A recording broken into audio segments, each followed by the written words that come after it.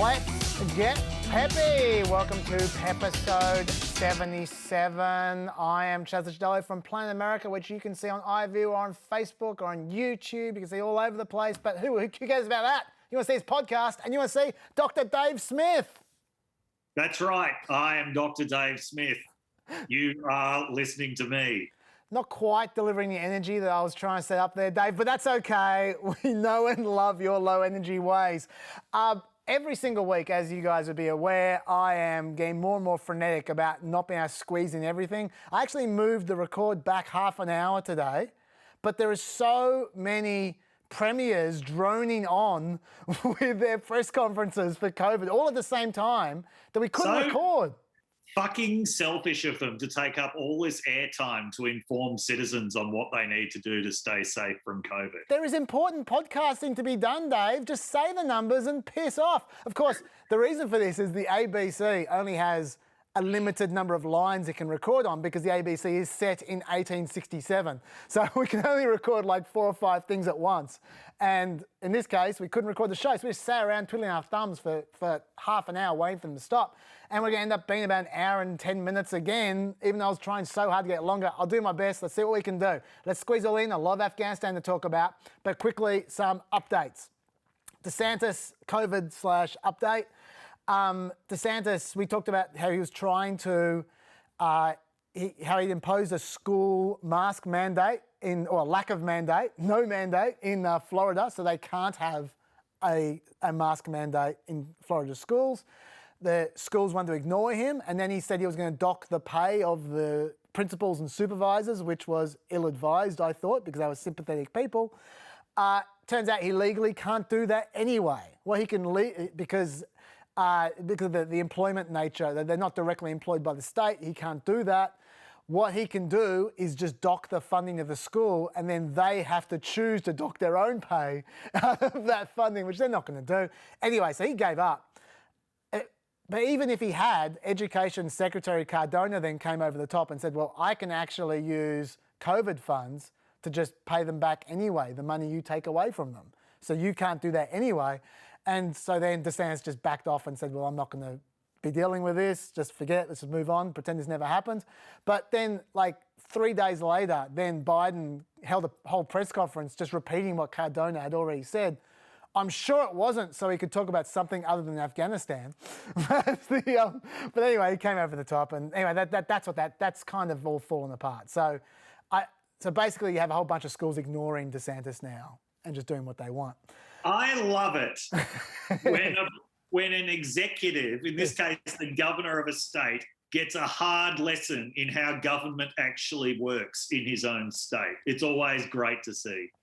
It is funny though that, I mean, this is kind of not exactly what happened before, but remember last year, DeSantis was being all hard-ass about what he wanted to happen in Florida. And it's all going to be open. It's all going to do their own things. But then the Floridians themselves basically shut the place down. And the numbers probably weren't as high as a result of that. Mm-hmm. And then DeSantis did laps of honor, taking credit, going, look how great Florida was without even an official shutdown. So that's the other side of it. Anyway. While we're talking COVID, I deleted a meme from our Facebook page the other day, which I just wanted to share because it was just incredible. What were you doing posting memes on the Facebook page in the first place? I deleted the meme. I didn't put the meme there. I'm talking in the comments. We get these spammers who come in the comments and just fill it up with ridiculous memes. There's one person who was there for about literally 30 seconds before I just deleted them all. I just happened to be there when he posted like 30 in a row. And one of them was this I Am Legend one. Have you seen the I Am Legend meme? No. I just found this so funny. I'll show it to you guys there. It says, remember in I Am Legend, the sickness didn't make the zombies, the vaccination did. I just love the fact that they're taking medical advice from a zombie film that sounds like it was named by a caveman. That is where we're at now. I am legend. Anyway, I love that. It actually is it's Richard Matheson. It actually is a seminal novel in its genre that it influenced thousands of writers. Well, then the least they could have done is put an A in there. That's all I have to say. I'm not justifying I'm not justifying the meme. I'm just saying. Yes. Yeah, Fair enough. is very good novel. Okay. You should read it. Well, if I could read, I would read it. That's one other thing I need to say about COVID very quickly, which I said on the show, but I want everyone to hear this. You need to watch out for the death stats because Florida is fucking them up for everyone. As always, Florida is playing silly buggers again with their stats. And what they're doing is they've redefined the death to only occur on the day that the death occurred. Now you might go, well, that's logical. But the way everyone else works is they count the death when it's reported, which is often several days later. What this means is, the reason that's a bit silly and it's funny buggers, is because if you move the dates back, the dates of the deaths back to when they occurred, it means that in the last day or two, there's a whole number of deaths happening that you don't know yet that are going to be moved back to that day. It makes it look like you're permanently reducing your numbers of deaths in the last couple of days. It makes the curve turn down at the end all the time. So just to illustrate what I'm talking about, I'll put this, I'm not sure if you can see Dave on the camera here. Can you see that on the camera? No, I can't. Okay, well, I'm showing you. I can visualise what you're describing. Okay, well, I'm showing everyone else that the green line turns into the red line when you Floridaize it, which makes it look like everything's better, but it's not. And Florida's got so many cases and deaths and hospitalizations at the moment, that filters through to the national numbers as well.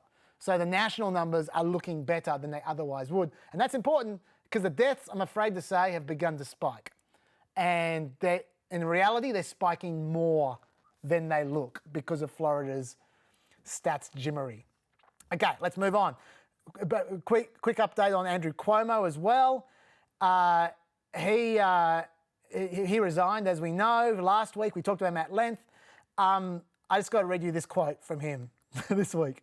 I feel like I did the right thing. I did the right thing for the state, he said.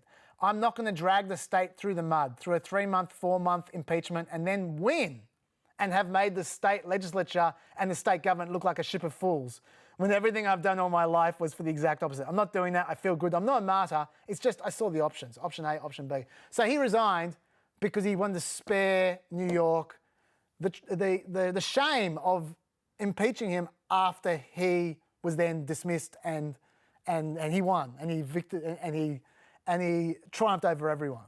How kind of him. What a great guy. I just feel like if you use the horseshoe theory, that Cuomo's moved all the way through from shameless and dodgy to innocent as a newborn babe because he's just become so dodgy, he's now innocent again. It's just incredible. I love the way Cuomo is just so shameless. Anyway, I'll leave that there.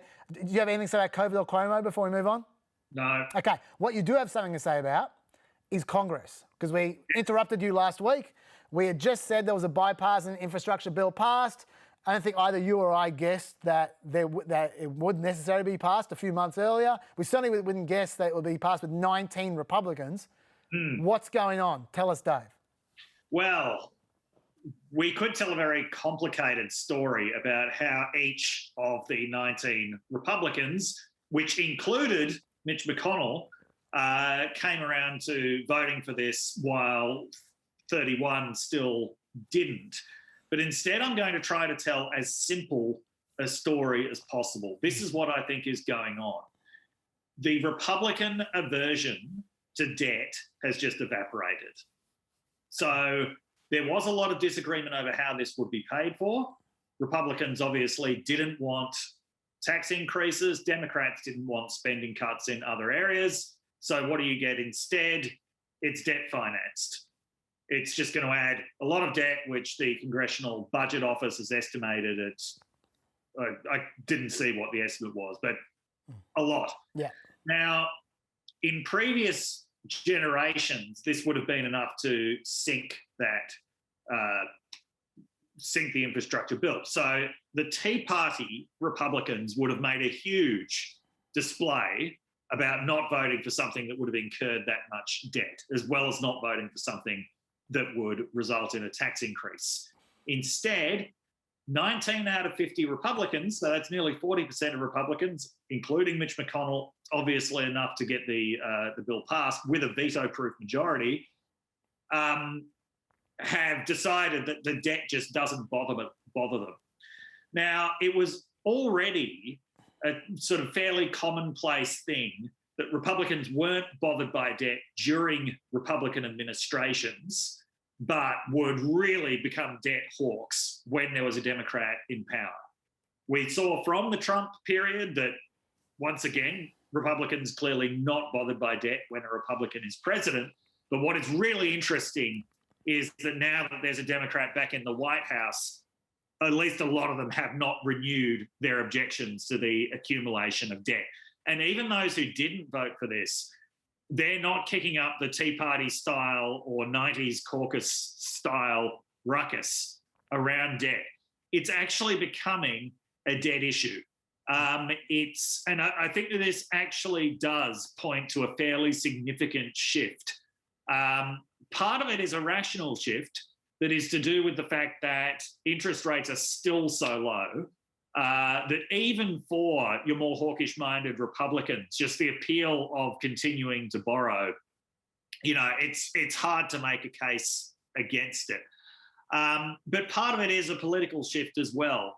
The accumulation of debt just doesn't inspire the same sort of political feelings among Republicans that it used to. And there's always been an element of hypocrisy about that because of the way that they would let debt accumulate during Republican administrations. As the seminal Atlantic Monthly article, The Education of David Stockman, recounted, basically from 1981 onwards, the Reaganites really threw what used to be known as the green eyeshade wing of the party under the bus. Reagan was famous for saying the deficit's big enough to look after itself. Republicans never had any problem with this when Republicans were in charge. Now it appears, after 30, 40 years of this, now they don't have a problem with it when Democrats are in charge either. This is something that surprised me a bit. I always believed that Republicans would never bury their objections to debt so deep that they couldn't find them again when a Democrat was in the White House, but that seems to be where we are now. I think maybe this is one of those situations where Trump probably had quite a positive effect on Republicans in terms of dropping the hypocrisy. Like in that they used to do a pretty good job of acting very serious about debt when they were talking about debt, and then acting very serious to move on to the GDP improving benefits of tax cuts when they wanted to ignore debt. But Trump just put no effort in to maintain that fiction at all. Like he was so brazen and cynical about it that it just became impossible to continue the pretense. And to be honest, I mean, look, I'm more debt worried than the Republican Party is, that's for sure. But I think it's good to be honest. I think it's good to be open, and the hypocrisy I thought was kind of troubling. And so I'm glad at least they're being upfront about this kind of stuff. So anyway, that's my answer as to how this was actually passed. It was when it's spending that Republicans agreed with, they're no longer concerned about the fact that debt is incurred to get there. I'll probably add into that as well that Trump only put in a very half-assed attempt to oppose it. It was pretty token. It polls incredibly well. Funding roads, bridges and ports polls at 83%, including 79% of Republicans. This is one of these things that even very government skeptical people say, well, this is what the government should be spending money on. Yeah, absolutely. This and the military. It's kind of hard to be opposed to the government fixing roads. And most importantly, because of the tactics the Democrats were using with reconciliation, that even if the Republicans torpedoed this, Democrats would then just fold all that spending into the reconciliation bill anyway, which they don't require Republican votes to pass. It meant it was going to happen. Like it was definitely, something was going to happen. Just a question of, do Republicans want the free PR associated with it or not? So they might as well take it. So I think there's that as well. There's all kinds of stuff that we could say about this. I don't want to waste time on this. All I want to do, just very quickly, is play my favourite bit from the reconciliation bill amendments, because the Senate is now moving on to dealing with the reconciliation bill. And we'll talk next week about the Problem Solvers Caucus and about how they're screwing that all up.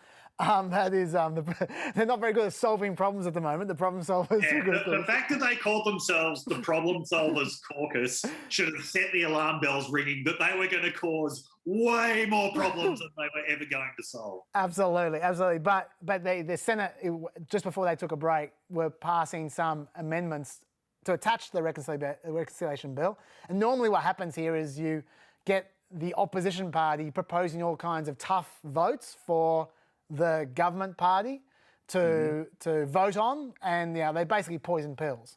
And they tried to load one up. What's his name? Tommy Tuberville tried to load one up about defund the police, where none of the funds could be used. Well, I think the precise thing was that if they used any of the funds to defund the police, then that much amount of money would be defunded from that particular organisation or state. It was very complicated.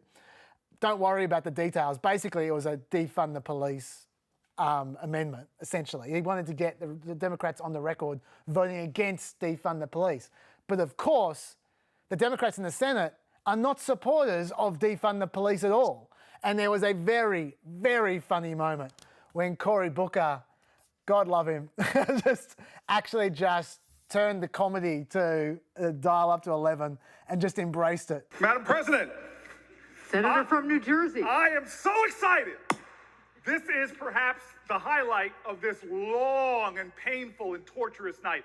This is a gift. If it wasn't complete abdication of Senate procedures and esteem, I would walk over there and hug my colleague from Alabama.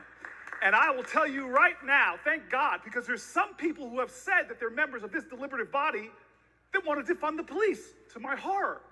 And now this senator has given us the gift that finally, once and for all, we can put to bed this scurrilous accusation that somebody in this great esteemed body would want to defund the police.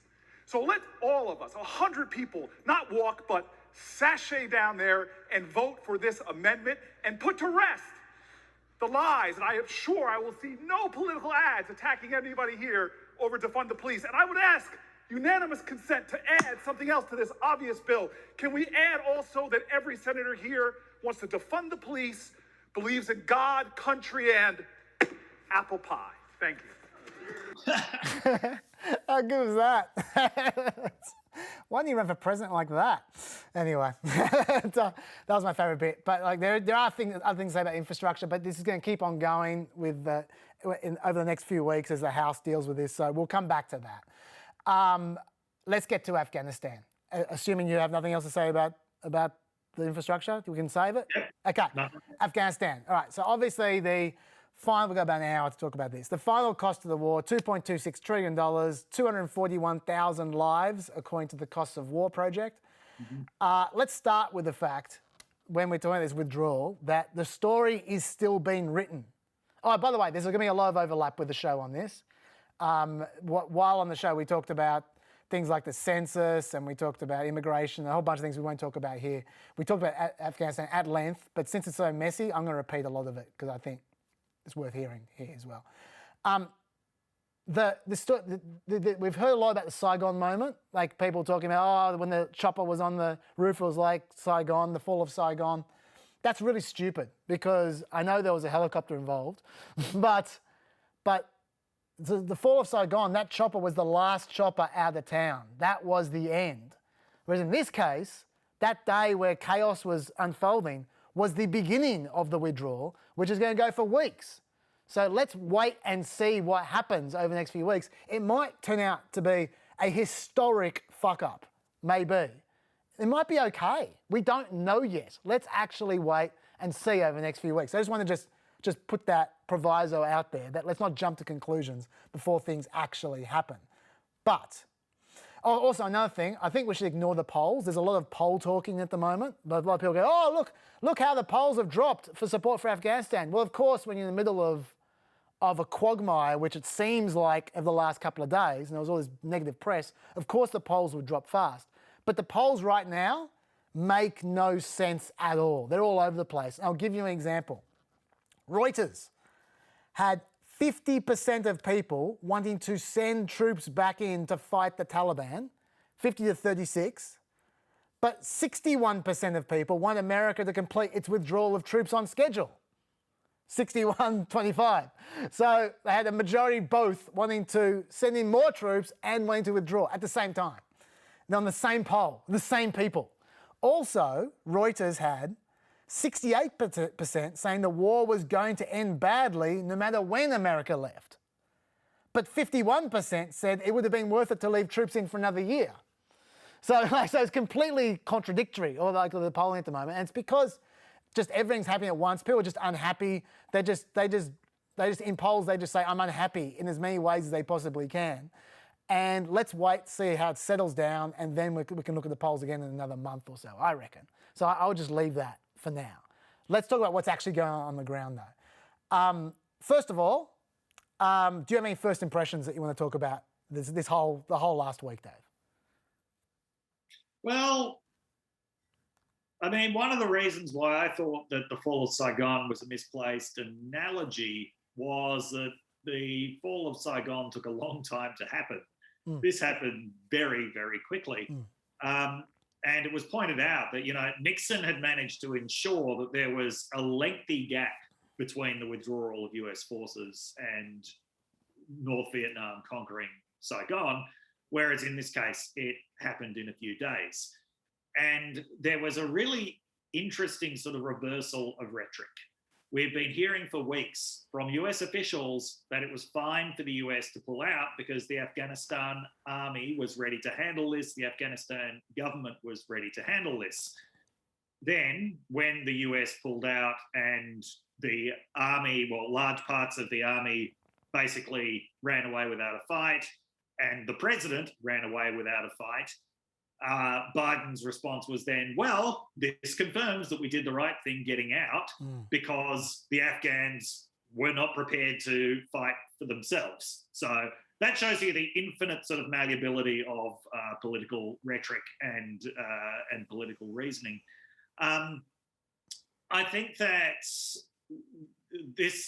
I wouldn't call this the most serious the most serious failure of US intelligence in my lifetime, but it does seem to have been a pretty significant miss on the part of US intelligence, who believed that it would take a minimum of 90 days for the Taliban to take Kabul. Just to be clear, sorry, so to jump in there, that 90 days assessment was released 4 days before Kabul fell. Right. It was released on the Wednesday, Kabul fell on the Sunday, and they said 90 days at that point in time. Sorry, go on. Yeah. So, I mean, I suspect that in his heart of hearts, Joe Biden always knew that the ultimate result was going to be the Taliban becoming the government of Afghanistan. He might well have expected it to happen differently.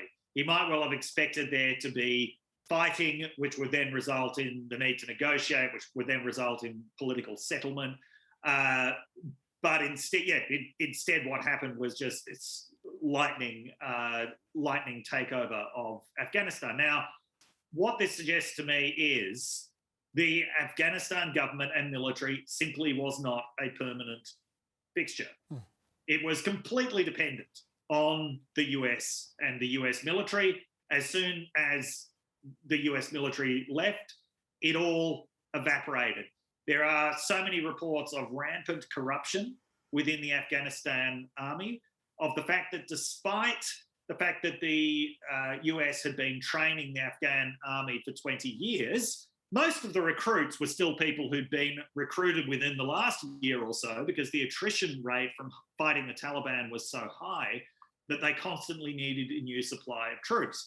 The Afghan special forces were supposed to be this elite force, but they were apparently completely dependent on things like US air support. So the United States had created, over the last 20 years, a military and a government that was completely dependent on them, and in which apparently nobody had any sense of allegiance to their commanding officers, to the government, hell, to the country, which they were supposed to be representing. So this is a 20-year failure that we're talking about. And the US government has been very conscious of its own failings over the last 20 years. There have been congressional inquiries into things that have gone wrong that have found things like the US was effectively funding the insurgency because so much of the American money that got into the country found its way into the pockets of the people who were fighting the US through various protection rackets and things like that.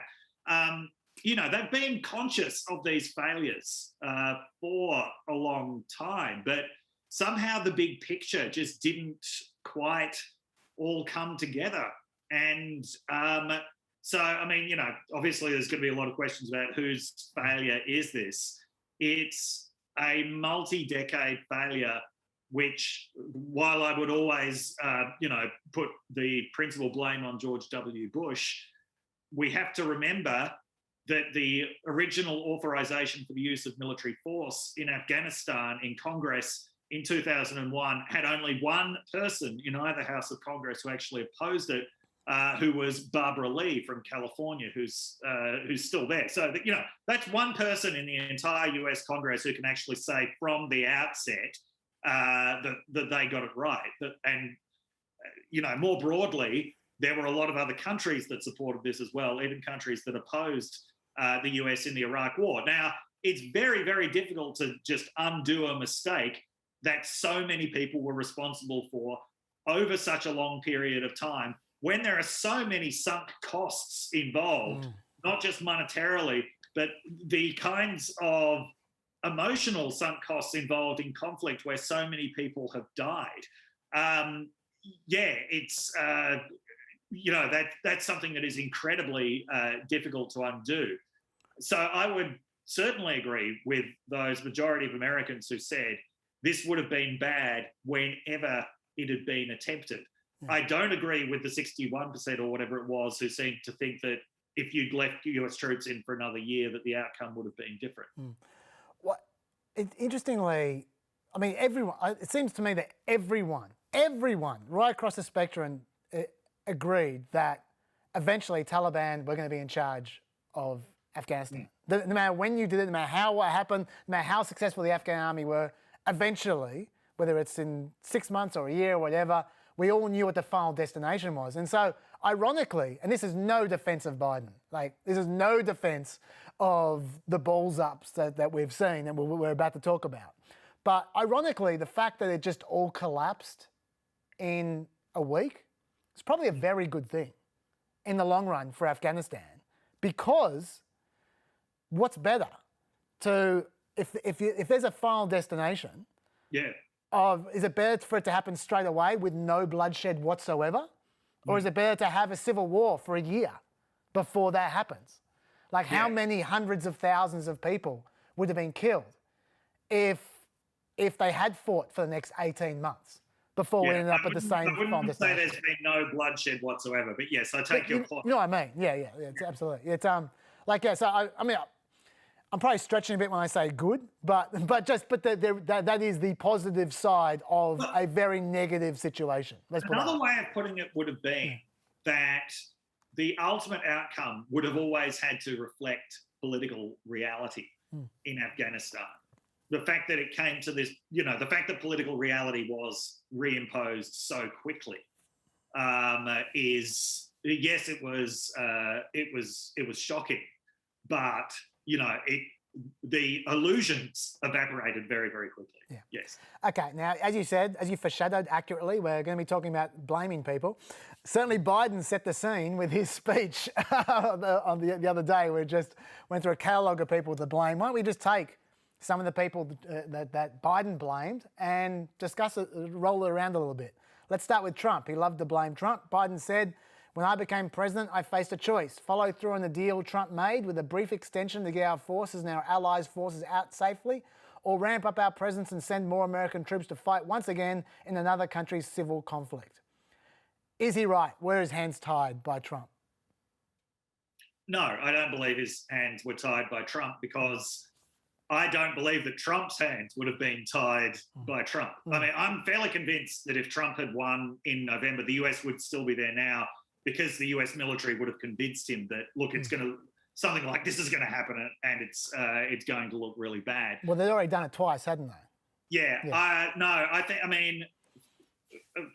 This, this, if Biden had broken that agreement, it wouldn't be the first time that the US has broken an agreement. And it might have been immoral to do so, but I'm sure that Biden would have been able to find ways to justify it, like saying, this was negotiated without the input of the Afghan government. Yeah, and the Taliban were meant to negotiate with the Afghan government. They never bothered. Yeah. So they broke the agreement themselves from the very beginning. Yeah. No, so it is always convenient for a politician to say their hands are tied. But no, I don't believe that, and this is separate from my assessment of whether he should have done it. But I don't believe that his hands were tied by Trump. I agree, and I think the reason it's obvious bullshit is because Biden did break the agreement. He pushed the deadline back 4 months. That's a break of the agreement. No one cared. Nothing happened. And just now, he's just increased the troop numbers. No one cares. Nothing happened. So obviously he could break it. The Taliban never took the agreement seriously themselves. They were breaching it constantly. So yeah, I thought that was a kind of a bad faith excuse there. I'm going to say it's obvious. The reason the Taliban weren't attacking America was because they didn't want to get squashed by America. That's why. And the way that they didn't need to. They could just sit back and wait for America to move out and then take over easily. In fact, I'm going to get to this in a second, but Trump did them a great favour by giving them this 18-month run-up. Like they started this peace deal, inverted commas, as at the beginning of 2020. That gave the Taliban a whole bunch of notice to get their ducks in order, which they did. So, and that is the reason, I'll get to this soon, that is the reason why they could execute that takeover so quickly, because they'd spent 18 months preparing for it, and America had not. And the Afghan army was decimated during that same period, which we'll also get to. So to me, that was ridiculous, suggesting his hands were tied by Trump. But let's move on to the next one, the Afghan army. He was very fond of blaming the Afghan army, saying, if they won't fight for themselves, why should we fight for them? And the troops that you saw interviewed on TV, they were the ones who were most furious about that characterization, the ones who had been fighting alongside the Afghan army for the last few years. But tell me what you think about that one. Look, I don't think that you can blame an army which your country created. This is, as I said, the US, which made this big thing of we have trained and equipped the Afghan army. They obviously did it in a way that rendered it completely dependent on them. I certainly would not blame any individual Afghan soldier for making the entirely sensible decision that it was a lot better not to fight than to fight. I would not blame a single Afghan soldier for that. I think that this is the fault of the United States. And once again, this is a long-term fault. This isn't any particular person's fault. But, as I say, it's this reversal of rhetoric. They go from, we've trained this great army that is so much bigger than the Taliban, so much better equipped, clearly they won't fight. Well, clearly you've done something wrong. So no, I don't. I only blame the Afghan army to the extent that I'm actually blaming the United States for that. I've got so much to say about this. First of all, this massive Afghan army people talk about was not massive. It wasn't 300,000. They kept on throwing around the number 300,000. Because of the mass corruption in Afghanistan, they were paying huge numbers of people who did not exist. It was embezzlement going on, right? There were not 300,000 soldiers. We don't know how many there were, but there were not 300,000, not even close to 300. That's the first thing. Second thing, just to pick up on what Dave said. Oh, by the way, for Biden to suggest that they weren't willing to die for the cause was so offensive, because they lost 55,000 soldiers in the last 5 years when America lost 150. So they proved they were willing to die. But anyway, to pick up on what Dave's saying about how the Afghan army was set up. It's very important to understand this. It was set up to revolve around the Air Force, because the American Army revolves around the Air Force. What that means is, especially since the roads are not very conducive to reliability in Afghanistan.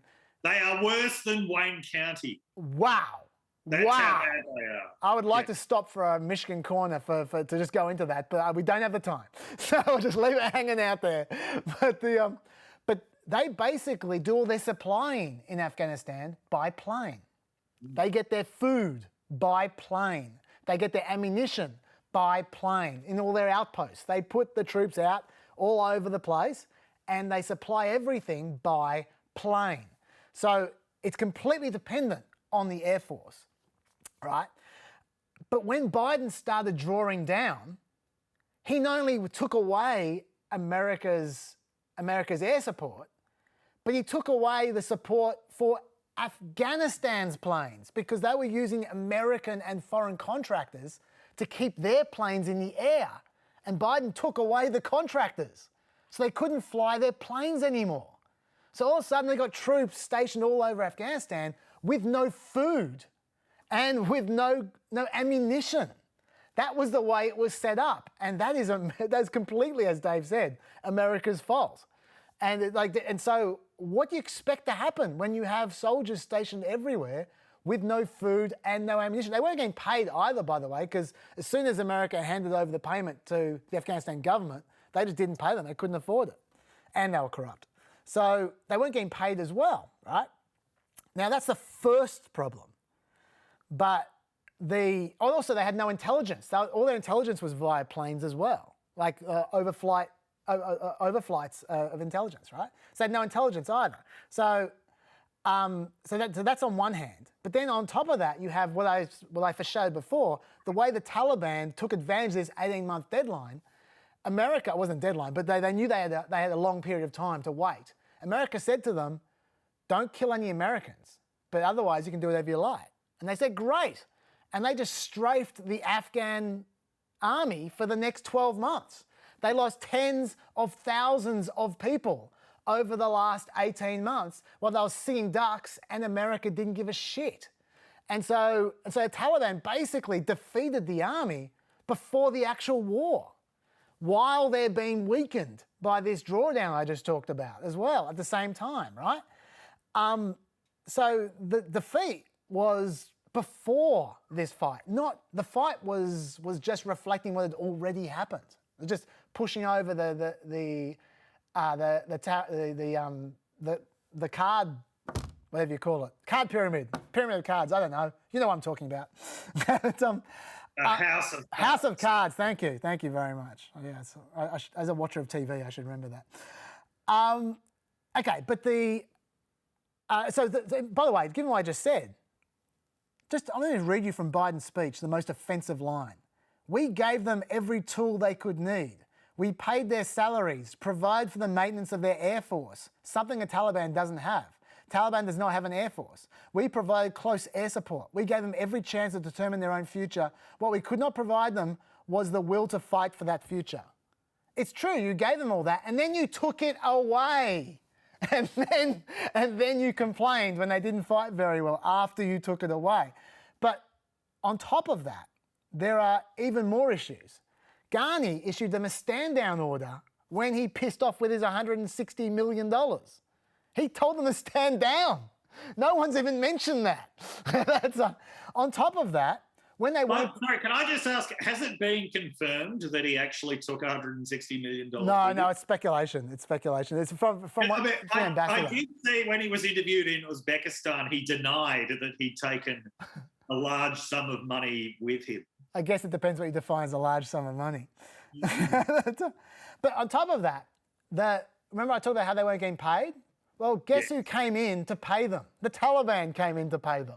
Right, exactly. And the Taliban made deals with a whole bunch of soldiers saying, well, just don't fight us. Here's the pay to keep you alive, right? So, makes sense as well. And the Taliban paid a whole bunch of provincial officials over the last 12 months saying, when it's on, just throw down your weapons. So they spent the last 12, 18 months preparing for this so that it happened so quickly. And so it was a it was a two-tier problem. The army was set up wrong, so that and completely undermined by America, and then America gave the Taliban a huge head start to destroy the army before they need to fight. So, yeah. So in short, I'm not blaming the Afghan army. I'm blaming America very much for what happened over that 11-day period with the army. Afghan government. Any thoughts about them? No, I mean, Is it even the government? Why would we waste any thoughts? Fair enough. Yeah, okay. I mean, yeah. Basically, it's the political equivalent of the army. I mean, it's basically the same story. Yeah. All I would say is that America, for the last 20 years, America has been saying how terrible the government is. It was their constitution, by the way, the American Constitution, the American written Constitution. But if it's just such a farce, then try again. It's your government. Try again. They never even bothered. They said, oh, the government's terrible, government's terrible, government's terrible. All right. That's not going anywhere. Anyway, let's talk about intelligence failure. That is, I think, what a lot of people will be talking about. People focus on Biden getting it wrong, but to me, the most famous last words were from Tony Blinken, actually. Oh, yes. Yeah, which was he acknowledged, unlike Biden, he acknowledged the Afghan army and government were likely to collapse. But then he said, if there is a significant deterioration in security, I don't think it'll be something that happens from a Friday to a Monday. And it was exactly something that happened from a Friday to a Monday, as it turns out. Anyway, okay, obviously their biggest problem was their assessment of the strength of the Afghan army. It went from 18 months it would take to take Kabul to 6 months to finally 90 days, as I said before, 4 days before Kabul fell. And it's interesting, we're getting all kinds of leaks now, ass-covering leaks, say, oh no, we really said this and we really said that and all this kind of stuff. We'll see what's true and what's not. But even now, with all the ass-covering leaks, Milley is standing by the intelligence that was wrong. The time frame of a rapid collapse, that was widely estimated and ranged from weeks to months and even years following our departure. There was nothing that I or anyone else saw that indicated a collapse of this army and this government in 11 days. So he's saying he's doing the no one could have known thing, even though we're having endless people saying, well, no, this person knew and this person knew and this person knew. What are your thoughts about it all, Dave? It just seems like they had no idea what was happening in the country. And I mean, obviously, the collapse of the Afghan government, the collapse of the Afghan military, the fact that this all took them by surprise, this comes down to the fact that the US had no idea what was going on inside the minds of Afghans on all sides of this conflict. Yep. And the fact that they didn't know that after 20 years of occupation of that country, well, that's not the first time an occupying power has had no idea about what's going on in the minds of the people who it's occupying. I think that this is the nature of occupation. I think this gets back to the whole nature of the project, which was the fact that it was an occupation. That's it. I'll just stop you for a second there, just to tell you that your summation of the situation is the problem is that they didn't know what was going on in the hearts and minds of Afghan people. You agree entirely, as it turns out, with Tucker Carlson, who delivered the worst take of this whole thing. Because while he agrees with you, he made one slight twist to what you said. Just one slight twist, but that twist made all the difference.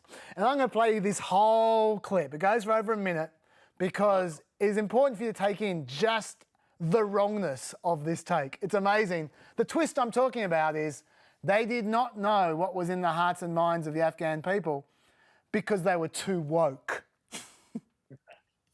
It turns out that the people of Afghanistan don't actually want gender studies symposia. They didn't actually buy the idea that men can become pregnant. They thought that was ridiculous. They don't hate their own masculinity. They don't think it's toxic. They like the patriarchy. Some of their women like it too.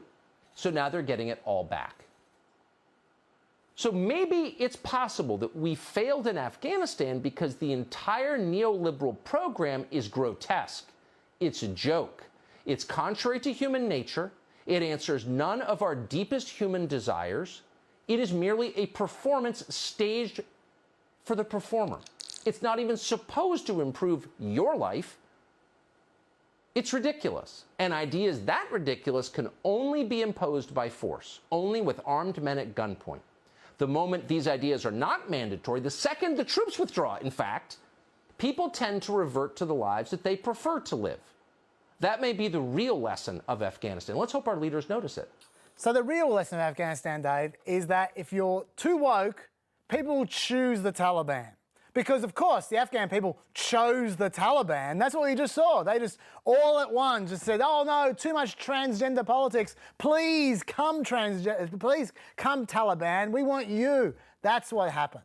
I love that he seems to think that the US occupation of Afghanistan was one 20-year-long gender studies seminar enforced at gunpoint, and that the governing principle was that men can get pregnant. I mean, entirely consonant with right-wing fantasies about what was going on. Not much bearing on reality, but I do like the fact that there was a rhetorical nod to the concept of performativity, which, of course, is a concept that comes to us through gender studies, especially Judith Butler's book, Gender Trouble. So it's great to see that Carlson, apparently without realising it, has actually been affected influenced by Judith Butler. Well, all I'd say on this area is, I'll say a couple of things. There are only three choices, as far as I can see, about this intelligence failure. Like the fact that they're saying 4 days before Kabul falls that it would take at least 90 days. Yeah. Either one, they didn't know how bad the situation was until the last second, and even then they didn't know. Or two, they did know, and their intel process is so broken it didn't get up the chain, either accidentally or intentionally. Or three, they did know and they didn't care. If all three, they're the only three options I can see, and all three options suggest to me proof that they were never going to make a success of Afghanistan. Whatever of those three options is the case, it's proof that they were never going anywhere. Another 100 years and it was never going anywhere. And if you think about it, do you know how many commanders they've had in Afghanistan in 20 years? Do you know this? Take a guess. I don't know, 50? No, not quite. Not quite. They've had 19 commanders in 20 years, which to me is also proof they had no idea what the hell they were doing. There's no continuity there. There's constantly chopping and changing. There's no broader strategy. They're just all over the shop. And so yeah, in terms of the actual details of leaks and stuff like it does seem to be the military leaking against the State Department, and vice versa, where the military is saying they warned the State Department that they were moving too slow, and the State Department were obsessed with supporting the Afghanistan government, not creating a crisis of confidence, to use Biden's language, which it might be true. Maybe if they had gone earlier, maybe if they had started the departure earlier, they would have just commenced everything happening right then. There was a guy that we interviewed on the show, great interview, if you can watch it, the whole interview on Facebook. Jason Dempsey, he's a double tour of Afghanistan guy and also the advisor to Joint Chief of Staff a few years back. He analogized it to a stock that is about to go bust. And he said, basically 90 days, 11 days, it's a distinction without a difference. If you know that a stock is going to go bust, as soon as you see the first sale, everyone sells. Yeah. And so in the end, 11 days, 90 days, it's the same result at the end. As soon as you begin the process, it unravels immediatbut And so, it's quite possible that crisis of confidence thing that State Department were trying to avoid was a genuine concern. But regardless, there'll be hearings. We'll get to the bottom of that. Yes. By the way, did you see what happened to Tucker Carlson in Hungary? About how he was censored. Yes. He was censored twice. When the whole thing he was doing the whole time was talking about how Hungary, Orban is where free speech is it's the home of free speech, and Orban censored him twice. Once about China, saying something negative about China, and I forgot what the other one was. When he was saying something negative about authoritarianism. But he went there to claim that Hungary is actually less authoritarian than the United States under Joe Biden, and they censored him for criticising authoritarianism. Yeah. And when I say censored, I mean they put out transcripts and versions of his show with that bit cut out without ever explaining why. And when reporters pointed out to them, they said, "Oh, it's a mistake. Oh, sorry." But it's pretty clear what was going on. And Tucker, when asked about it by the Washington Post, did a classic whataboutism thing about, like, he did something like, when he was asked about that censorship, said something about Jeff Bezos or something as a response. Like, didn't make any attempt. Is that like when Jeff Bezos censored the fastest growing social media platform in America because the Biden administration wanted him to? That happened 2 weeks before Biden actually became the president. Yeah. And by the way, that platform he was talking about was Parler. Yeah. But anyway, followed by his high-pitched Mickey Mouse laugh, no doubt. Yeah. The hyena laugh, yeah. That is the one. Whenever you're dealing with someone like that and they revert to whataboutism, you know you've won. Like, it's just so much just the last draw, that one. Anyway, the military, by the way, I should say, the one thing we do know, I wouldn't trust leaks from newspapers necessarily because there's so much bullshit there, but one thing we do know, because everyone is reporting this, is that the military definitely told Biden to not draw down the troops so fast. Which I think was good advice in hindsight. We'll get to that. Basically every outlet said that Biden overruled both Frank McKenzie, the commander of US forces in the Middle East, Scott Miller, the NATO leader in Afghanistan, and Mark Milley, the Joint Chiefs of Staff. But you can see where Biden was coming from there, in that he just watched Trump gets suckered into escalations a couple of times, and Obama got suckered into escalations. Yeah. I mean, this is the point that I was going to make. I'm sure that this was shaped by his experiences in the Obama administration, going in there with Obama, both wanting to withdraw troops from Afghanistan, Obama getting convinced that, no, the solution was actually to surge the troops, Hillary Clinton, his Secretary of State, being a very strong supporter of that option, Biden being the most high-ranking opponent of that surge. And then, as you say, seeing Trump repeatedly actually try to withdraw troops from Afghanistan, getting convinced every time. I think that by the time that Biden got there and knew that he was getting the same arguments from the military about, well, we just need to hang on for a little bit longer, just long enough for the Afghan army to get on its feet.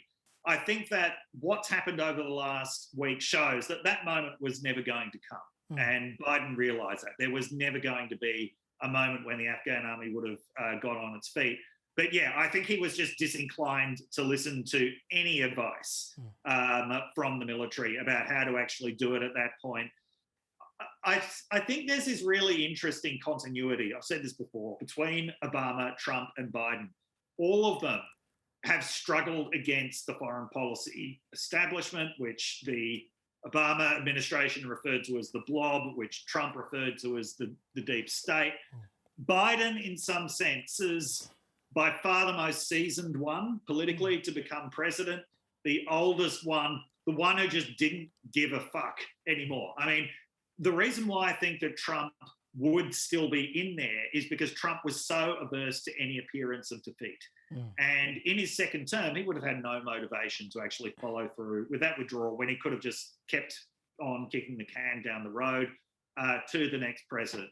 I think that this is perhaps one instance where you see the value of having an extremely old career politician in charge is the fact that he was actually able to override the military, albeit I think he'd been so frustrated by the Pentagon over the last few decades, that would have also disinclined him to listen to practical advice, which might have helped make the drawdown less disastrous than it was. Yeah, he was channeling his inner Tommy Lee Jones. Let's actually talk about that. Ways that the drawdown could have been slightly less disastrous. And I'll preface this by saying, I saw what Peter Beinart said about this, which is like, yeah, there's a lot of ways that you can criticise this, but he said, I'm not going to, because I wasn't making that criticism in May. I wasn't making that criticism all this year.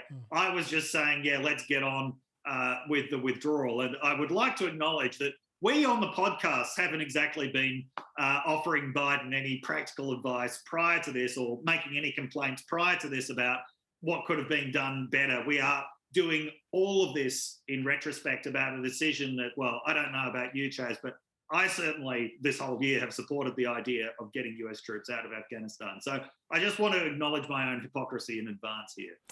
That is shaking the foundations of podcasts around the world that Dave is renouncing Monday quarterbacking. that is our sovereign right as podcasters. But no, that's a good point to make. And by the way, I haven't changed my mind. I still don't think America should be in Afghanistan. I'm glad that they're getting out. But in terms of like, in terms of finessing the details of the way they're getting out. Like there are some people who have taken this a bit far, like Kinziger, for instance, was saying, for those repeating the how long do we stay then forever line, remember at points we had over 100,000 troops in Afghanistan, we had 2,500 and no combat deaths since February of 2020. That sounds like serious progress, but we like to snatch defeat from the jaws of victory, he said. Now that's obviously ridiculous because they weren't attacking America because they knew America was going. That's right. But let's take the concept of they should have stayed a little bit longer. Let's not take the Kinziger example of forever, but let's take the example that some people are saying is they could have at least stayed until November. Yeah. Because November is when it's winter, the Taliban couldn't fight then. That's not the fighting season, apparently. What kind of country are you running when there's a fighting season? But anyway, that's apparently not the fighting season. We've got fighting seasons in Australia. Melbourne Cup Day, New Year's Eve. That's true. That is true. Generally, warmer weather means get your punch on. Yes, or Mount Panorama. Yes. Anyway, what do you think of the theory they should have at least waited until the fighting season was over? I can see why he would not have wanted to do that, because that I think he would have felt would have been a recipe for just extended commitments indefinitely. That if he had succumbed to that argument once, what would then stop him from succumbing to it in the future? Yeah. I'm not saying that the timetable that he set, which was motivated blatantly by political symbolism, was right. But yeah, I'm not sure about that. By the way, can we talk about John Cornyn? Because just on this argument, very end of the argument that Kinziger was making was that, the US troop presence in Afghanistan by this point was very light, 2,500 US troops. And, so a variant on the argument that Kinziger was making is, well, what's wrong with just leaving them in place indefinitely because there aren't that many of them? In fact, Cornyn tweeted out as a way of making this point, US troops today in South Korea, 28,000, Germany, 35,486, Japan, 50,000, Taiwan, 30,000, Africa, 7,000. And then Afghanistan, a month or two ago, 2,500. Now, can you spot the problem with that tweet? Well, I'm not sure you could fit 30,000 troops on Taiwan, could you? Taiwan, 30,000. Yes. Now, first of all, the correct number is 30. Yeah, that's more like it. Plus, that's 30 with no other zeros, plus 10 civilian Department of Defense staff. Why is this significant? Well, that's because when the US went through this process of recognizing Beijing as the legitimate government of China and formulating its version of a one China policy, it actually withdrew all of the troops, or nearly all of the troops that it had in Taiwan in 1979. Not that it ever actually had 30,000 troops in Taiwan. It peaked at 18,000 in 1958, according to the Heritage Foundation. Now, you might wonder why I'm getting hot under the collar about this. Well, it's because the Global Times, which is one of the more aggressive and, to use a state-of-the-art term, trolly Chinese newspapers, when it saw Cornyn's tweet, it immediately puts out this outraged or faux outraged article saying, is John Cornyn announcing that the US has 30,000 troops in Afghanistan, in Taiwan? Because if so, that is a sovereign invasion of Chinese territory. He almost started a war. Yes, yeah, basically saying you're starting a war. And where are you hiding these 30,000 troops in Taiwan? So, okay, John Cornyn deleted it shortly after this was pointed out. And CNN did this hilariously earnest fact-checking article about it. And Cornyn's figure of US troops in Taiwan is entirely incorrect. The US reserve removed its military presence in 1979. But then they went a bit further. This being typical CNN, they felt, well, we can't just fact-check John Cornyn. We've actually got to fact-check the Chinese government as well. So it says, the Chinese government, which falsely denies Taiwan's existence as a sovereign nation, quickly used the tweet to make hypothetical threats against the US through its state-run media. Okay, it's fine to make this, falsely denies Taiwan's existence as a sovereign nation. But CNN, I would point out that the United States government officially does not recognize Taiwan's existence as a sovereign nation either. Ah, you got them.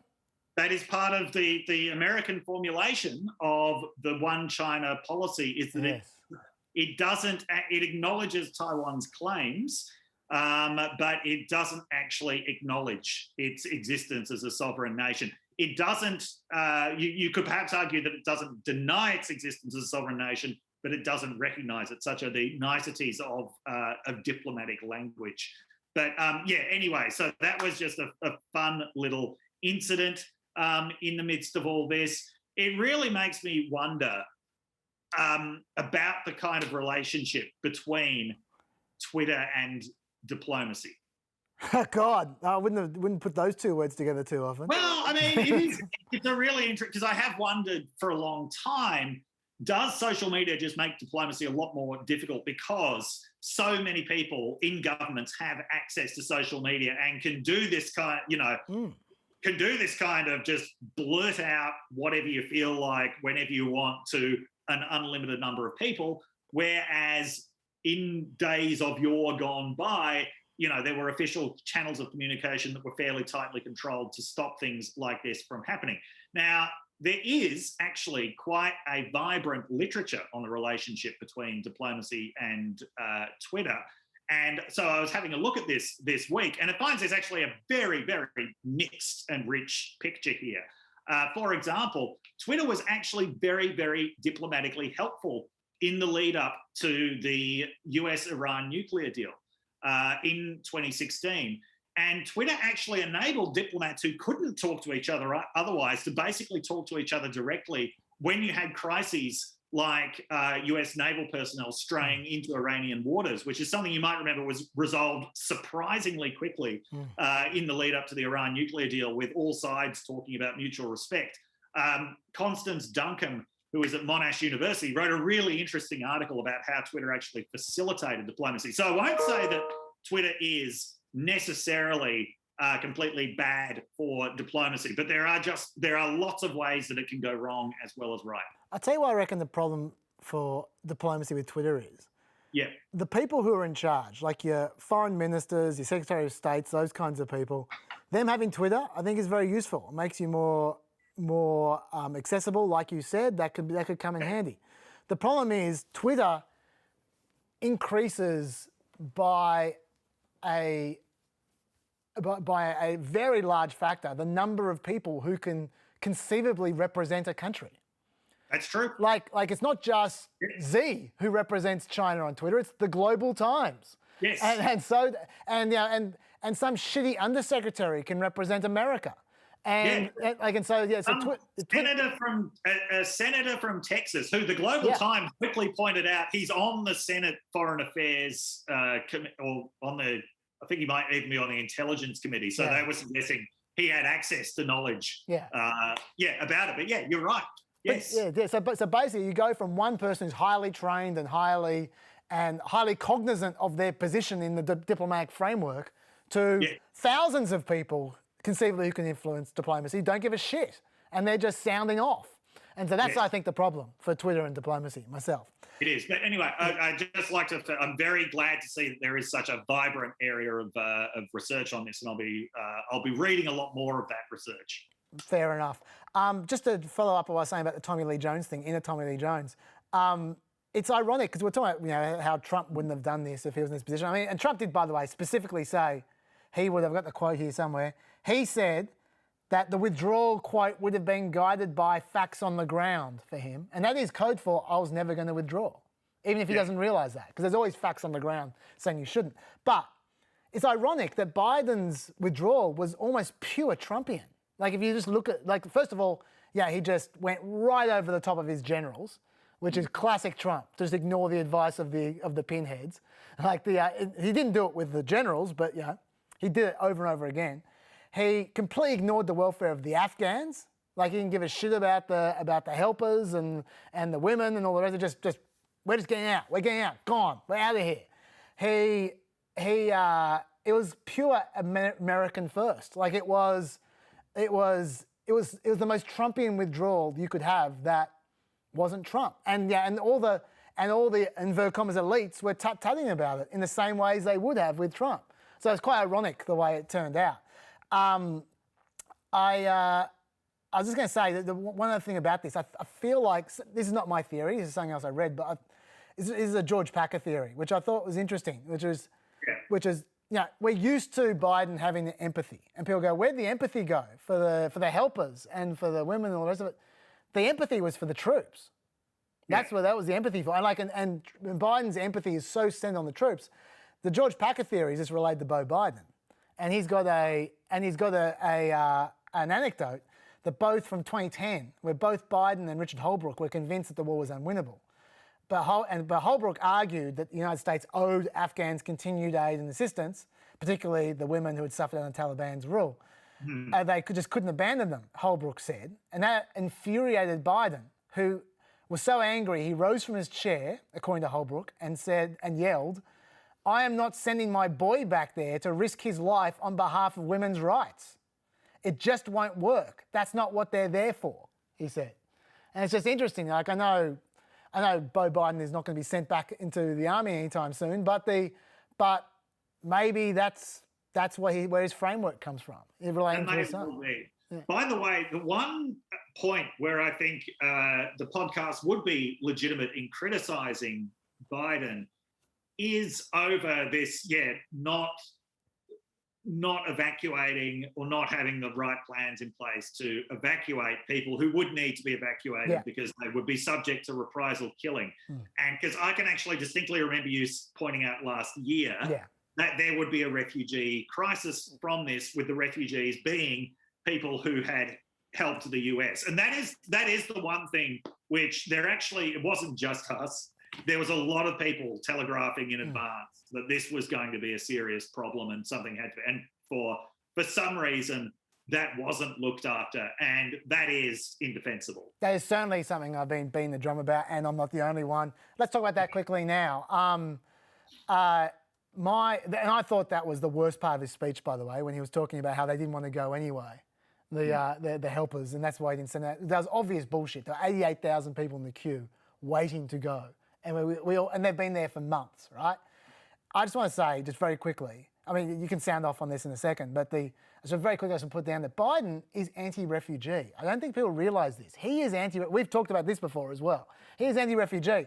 He tried to not increase Trump's cap of 15,000, and he was forced to by bad publicity to increase it to 62,000 in the end. And there were all kinds of leaks about how he thought it was bad optics to increase the cap of 15,000 refugees. Remember, he was against the Vietnamese refugees in 1975. They like after the Vietnam War. I didn't know that. Yeah. Like he was one of the very few people who argued against it. He said, quote, America has no obligation, moral or otherwise, to evacuate foreign nationals. That's what he said to Gerald Ford in 1975. So and those Vietnamese refugees, they weren't a problem. They turned out to be pretty good, right? But he was against them. Well, they didn't vote for him. Well, that is true. So maybe that's the problem. Yeah. Maybe he had the 2020 presidential election in mind, yeah. And let's be clear as well, even if it hadn't collapsed in 11 days, even if it had taken 18 months, they were going too slowly anyway. Those people were still screwed because it was an 800-day process to get through, and they were just crawling along.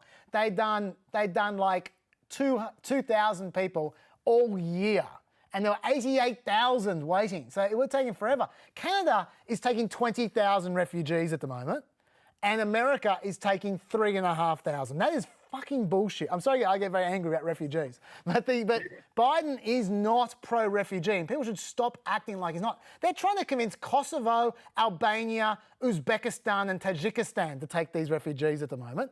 They did not help Tajikistan in the war. They helped America. They're the people they helped. That's why the Taliban wants to kill them. So I'm not very impressed with Biden's attitude on all this. We're running out of time, so I'm just going to play a Charlie Kirk clip, which I played in the show, which I can't believe this is Biden's base at the moment. We're running out of time. Time's a valuable commodity. I know. I'm going to play it to the people at home. I'm not going to play it to you. Let the country crumble. Do you know there's 5 million displaced people in Afghanistan now? This was all intentional. Joe Biden let it fall apart to now say, oh, I'm so sorry. I guarantee you Joe Biden's speech this afternoon will talk about refugee assistance and relocation support. What's going on here is Joe Biden wants a couple 100,000 more Ilhan Omars to come into America to change the body politic permanently. We're playing checkers, and they're playing chess.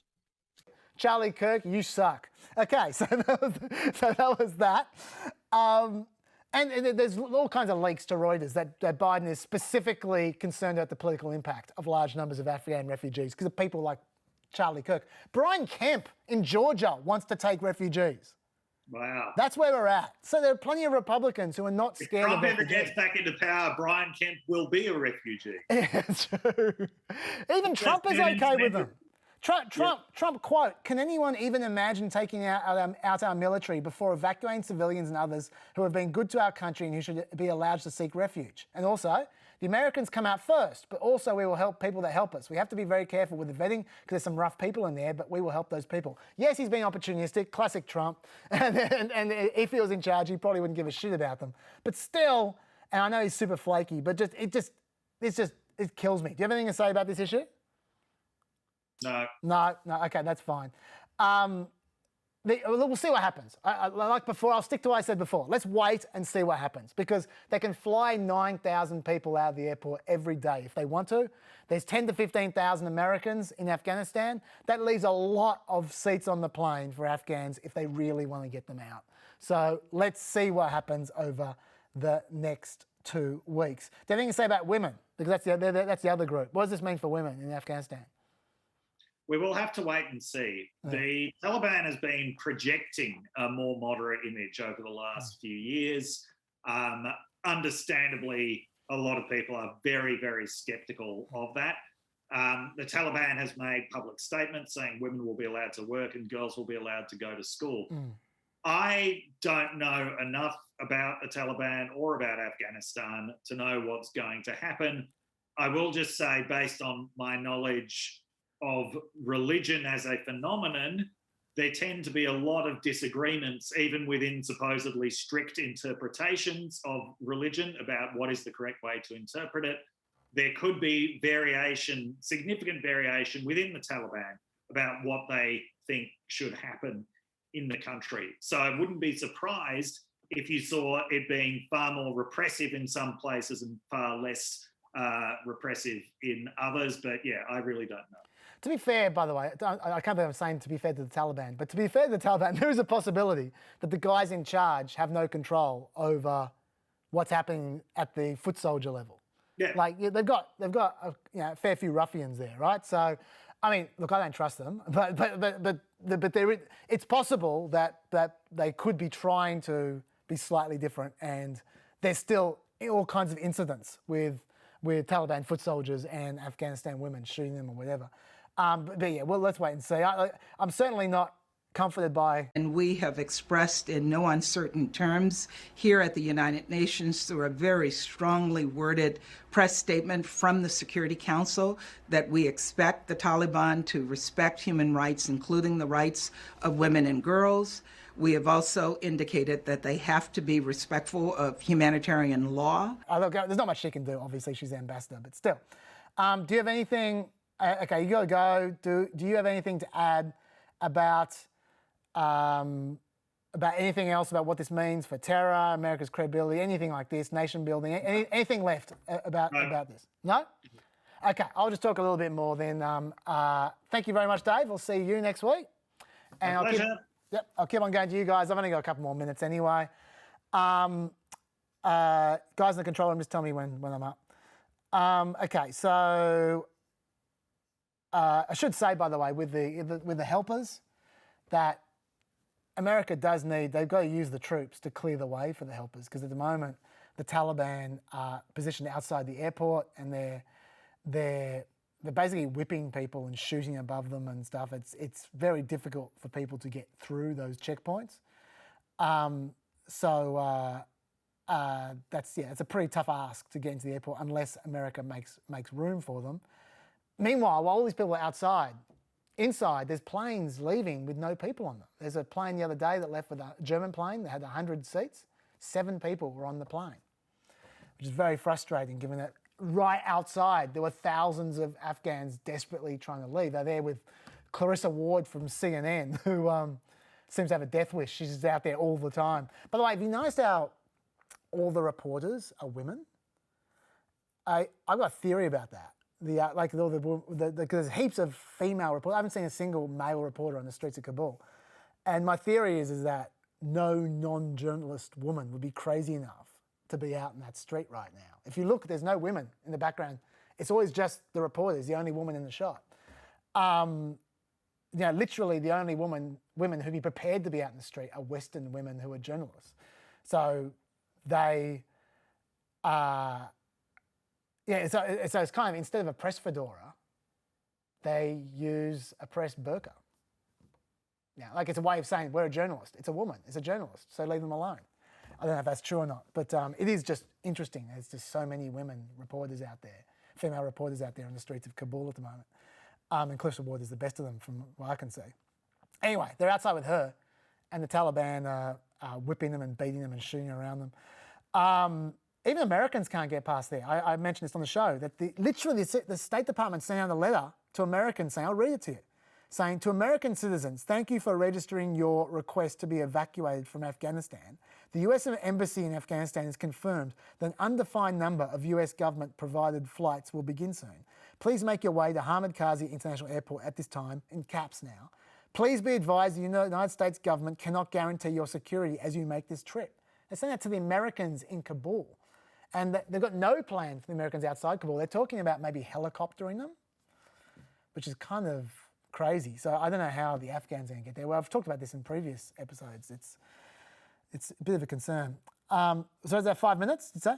Okay, gotcha. Okay, thank you. Do I have anything to say about women? I'm, as always, a bit scattered when I'm here by myself. I usually get my thoughts in order while Dave's talking. There's a question a lot of people are asking about what this does for America's credibility. Personally, I think that's kind of in respect to Taiwan, can Taiwan trust America to look after it, etc. To me, that seems kind of silly, because what I feel like America just proved is if they're fighting a losing cause, they'll fight it for another 10 years and spend another $1 trillion on it before they give up. Now, that's a fair amount of stubbornness and willpower. Like, the Russians only stayed in Afghanistan for a decade. The Russians are known for being obstinate. And the Americans stayed for twice as long. So I feel like it's a bit unfair to say the Americans just cut and run as soon as there's trouble based on what happened in Afghanistan, of all places. So yeah, I think that's kind of a bit crap. As far as terror goes, people are saying, Al-Qaeda might return and then America needs to go back in. They have released al-Qaeda prisoners from Bagram, which, by the way, is the thing which I actually fault them most for, that they didn't keep Bagram. Oh, yeah, I should read you about this. Because Mark Milley was asked about this. Why didn't they keep Bagram? Bagram is the the military airport just outside Kabul, which, unlike the Kabul airport, where there's skyscrapers or big, tall apartment buildings everywhere around it where snipers can hide, so it's impossible to police the Taliban there. At Bagram, it's just all flat ground for kilometres, so it's really easy to defend against the Taliban. So if they kept Bagram, they would be able to fly people out easily. They wouldn't have this Taliban issue outside the airport. But they gave it up a month ago for no reason whatsoever, and they let the Taliban then free all the prisoners, including some al-Qaeda and high-value targets. Why did they do that? Mark Milley was asked about that last night. This is what he said. He said, where are we? Bagram, yeah. He said that they had to release Bagram because they would need more troops to secure it than their cap of 600 to 700. He said they had a cap of 600 to 700 troops. And so instead of just having 1,000 troops there, as if that made any difference whatsoever, and keeping Bagram, they released the extra few hundred troops, and then they bring back 7,500 troops to police the place after the Taliban have come and released thousands of militants out of the jails in Bagram. None of it makes any sense. Clearly, they should have kept Bagram, and this is not hindsight, this is obvious. They should have kept Bagram until they were finished, whatever they were doing, just in case, you know? That was insane. Anyway, that to me, and the fact that they didn't start getting rid of the helpers ages ago is what I really fault them, because I know what our interviewer, Jason, whatever his name was, Jason Miller, not Milley, whatever, our interview said on the show about selling a stock, and as soon as you start selling, everyone just panics. Getting rid of the helpers wouldn't have set off a panic. They should have been doing that for the last 20 years, gradually allowing them to apply for asylum. So they could have done that, and they could have kept Bagram, and neither of them would have been a problem. It was just stupid that they haven't done either. But I've forgotten why I brought up Bagram now. I'm just all over the place. But I would say that, terror, that's right, yes.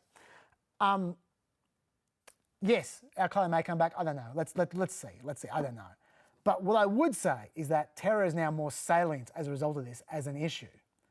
And this is particularly bad news for people in Gitmo. Because remember, Biden was really slow peddling getting rid of the last few geezers from Gitmo. Turns out one of the Taliban leaders was released from Gitmo in 2014. There's no way Biden's going to release anyone now. He's going to be scared of the reaction from the press, and he's going to be scared of conservatives, he's going to be scared of all those people. And we'll see. Those guys are going to be old enough to make funeral insurance ads by the time they get out. I'm very nervous about that. Do I have anything else to say about this? Nation building, I left it before. By the way, Biden's been making a big thing about how he's not in nation building. Back in 2003, he was in the nation building. He said to the Senate Foreign Relations Committee, quote, "In some parts of the administration, nation building is still a dirty phrase, but the alternative to nation building is chaos, a chaos that churns out bloodthirsty warlords, drug traffickers and terrorists." He can change his mind, that's fair enough, but just flagging it, he has changed his mind. Oh man, I've got all kinds of notes. That'll do, I've got to go now anyway. I got the 5-minute call about 5 minutes ago. I'm going to leave you with, we'll talk about Biden's approval rating next week. There's a bit there. Actually, do I have 2 minutes, person in my ear? Oh, thank you. I'll just quickly give you an article you can look at, which is interesting, because Biden's approval rating sunk to below 50% for the first time this week, before the Afghanistan thing. Now, after the Afghanistan thing, it's down to 49%. But I'll just, in the homework, if you just scroll up in Facebook and on YouTube, have a look in the blurb. There's the homework there. I'll put this article. It's really interesting, speaking about why his approval has been gradually falling. And I'll just summarise very quickly here. That's why I asked for 2 minutes. Since mid-July, his coronavirus approval numbers amongst independents has declined from the high 50s to the low 50s. And amongst Republicans, his numbers have sagged from the low 30s to the low 20s. That's the first thing, Delta. That's a little bit. Secondly, the economy. Recent surveys suggest Americans are particularly worried about inflation. 1/3 of registered voters named inflation as their top economic concern in early August. So that's been coming through, that attack from Republicans about inflation. And a late July Morning Consult poll found 58% of independents thought the Biden's administration policies were very or somewhat responsible for the high in inflation. 58%. Also, along the same things with economics, actually I'll leave that. Independents, I mentioned independents there. Biden's ranking amongst independents has fallen all year. Morning Consult's polling has it trending downward from the low 50s to the low 40s. So it might be linked to COVID and inflation and who knows what else. Anyway, read the article. That's interesting. And there's another interesting article there as well, which I haven't read, but I trust Kirsten Drysdale told me that I should read it.